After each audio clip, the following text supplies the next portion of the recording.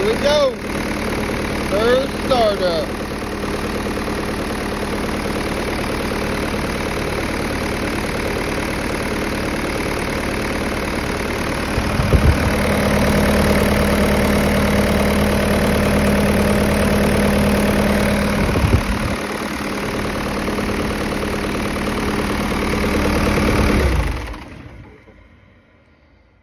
All right, guys. Hopefully that's the culmination video there. So we got it fired up. No leaks on the oil pan. I got a little leak right there at that gauge, that manual gauge I put on. Not a big deal. I'll just put that check bolts over there in that magnetic tray. So I'll take that gauge out now that I know I got good pressure, and I'll put that check bolt back in. Shouldn't have a leak anymore there. I got no leaks on the bottom from the oil pan. I don't have any coolant leaking. You might notice that the radiator cap is off. I fired it up for the first time with it off. Trying to burp it. Manual says it takes, that's good and hot. Manual says that it takes 5 gallons of coolant. I only got 4 in it until it was full. So I either had some in the system somewhere still, which I don't really understand where, unless it was like in the block, which is possible, I guess. But yeah, so I'm gonna start it up, try to burp it one more time. If the level doesn't change, then I'm just going to put the cap on it and check it, you know, before I run it for real. And then you know, I'll probably run it for 45 minutes or so, and then stop and let it cool off and check the level again.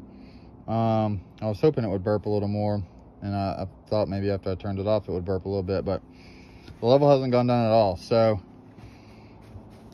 I'm not going to call it a bad thing. So a couple things I did before I started the motor for the first time. So obviously make sure you got oil. It takes, I think, 2 gallons and half a quart. So I usually just fill up the oil filter, install it, and then put 2 gallons in it, and then we'll run it for a minute and check it. Obviously you're going to replace the oil filter, so put a new oil filter on there. Like I said, fill it up, screw it on.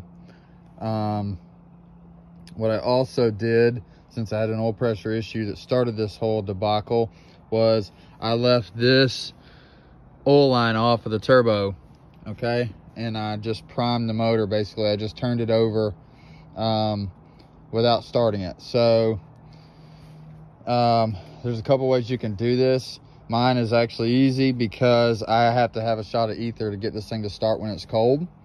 So it made it simple for me. I just turned the motor over until I saw oil coming out of that oil line, and I knew that the system was pretty much primed at that point, because that is about the highest point of the oil system there. So oil coming out the turbo feed, I stopped cranking it over, came back, put the oil line back on, and hit it with a shot of ether and fired it up. Fired right up. Smoked a little bit at the beginning, which is normal. And but yeah, once it got warm, it's running great. The oil pressure's good. I think I got about 60 pounds, which is good. I'll look at the manual, but I think that's pretty fair. So yeah, so I'll check the oil level, see where I'm at. Obviously crank it up again in a minute and see if I can get this to burp again, and just kind of let it sit here for a minute and see if I got any leaks, and go from there. So hope you guys kind of enjoyed this little series I did. I apologize, I'm not the best cameraman. A lot of this work was done and then I showed you what to do. That's because I don't have the fancy camera setups that some of these guys have on the internet. everything I do is with an iPhone. So I'm holding the phone and I'm trying to work. It doesn't work out normally, especially as you can see, this motor's on the top. So this red pad is what I've been sitting on to do the whole top end. The bottom end was even more difficult. So it's just not very practical for me to try to do it all one-handed. So I hope it helps. I'll be honest with you, I don't know how to turn comments on these videos. So if you've got a question or something, like send me a message. I think you can do that on YouTube. I'm gonna try to figure out comments. I'm not the best with YouTube and stuff like that. So yeah, I hope this helps you guys. Again, Cummins 4TA 390 and or 4VT. See you soon.